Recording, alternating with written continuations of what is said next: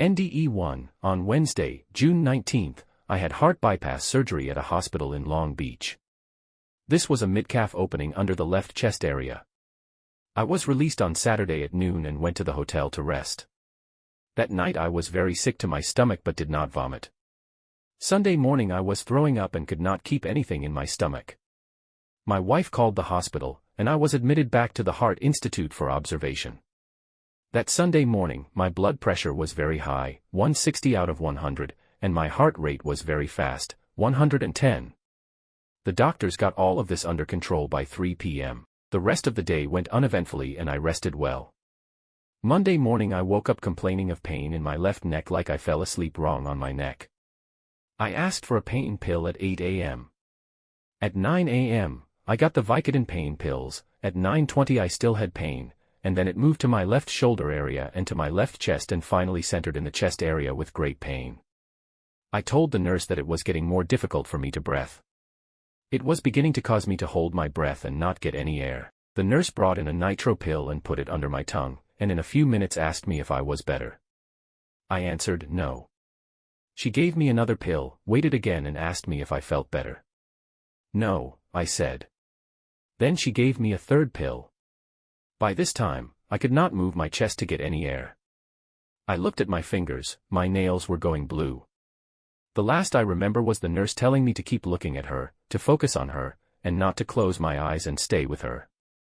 Then the room started to go all white, not bright, but just white in color. When I was able to see anything again, I saw my late dad all in white, wearing what looked like a soft robe. My late mother was next to him, and my late mother's parents were next to her. I was not fearful of where I was, but more like I wanted to be there with them.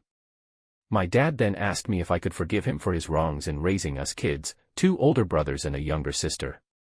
I went to reach for him, but he backed away and said, "Your time is not now, for you are not done," where I was. He then said that I have been in great pain for a long time, and I must be with the one who loves me and be with her.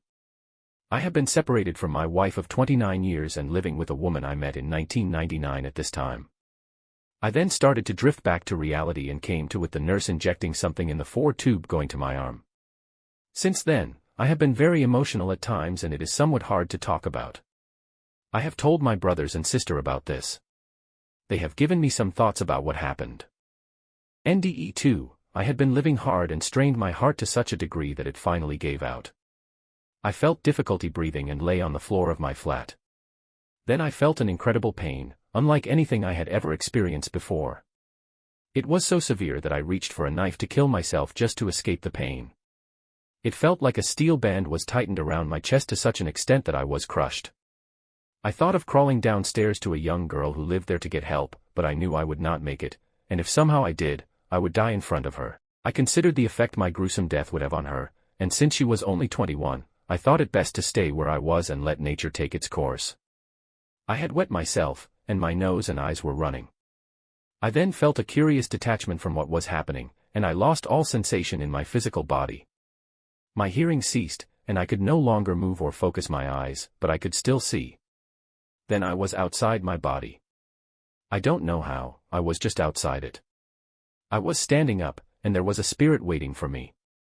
I glanced behind me and saw a body lying on the floor. I was about to say to the spirit, "Hold on, there's someone on the floor," but the thought came out like a shout, and I realized that the body was me.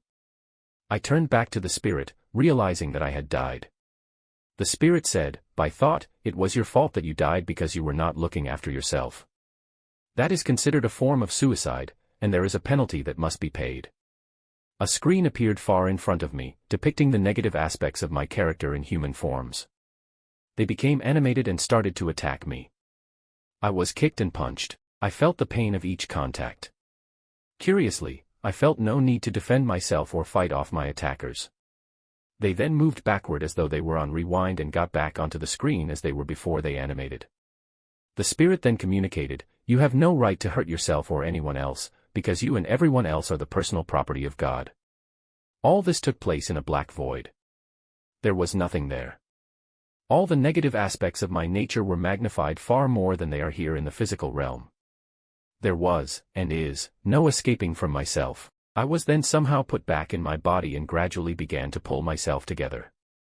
It was not until many years later that I realized I was given another chance to continue because I had put a young girl's welfare ahead of my own, even though I was dying. My heart and lungs gave out again, and I went through much the same physical reactions as the first experience. I knew I was going into that black void again, and I prayed. I didn't ask for mercy or anything like that. All I had to say was that I was not fully responsible for the mental and emotional state that I was in. That was enough to allow the dying process to be reversed. The third time, my heart and lungs failed again, and I went into the black void. I was in a hell of my own making. I was emotionally and mentally damned. I had no choice but to face up to myself, knowing I was doomed to stay where I was until I made an effort to get my thinking and living straight. All these experiences had a timelessness about them, as if 2 seconds here in the physical realm were an eternity there. I hope I have made myself reasonably clear. I cannot prove what I experienced, as it always remains subjective for the experiencer. Even if I could prove with medical records all my illnesses, it still wouldn't prove the actual out-of-body experiences. I know this will be of help to some people out there. We all go somewhere after leaving the physical realm.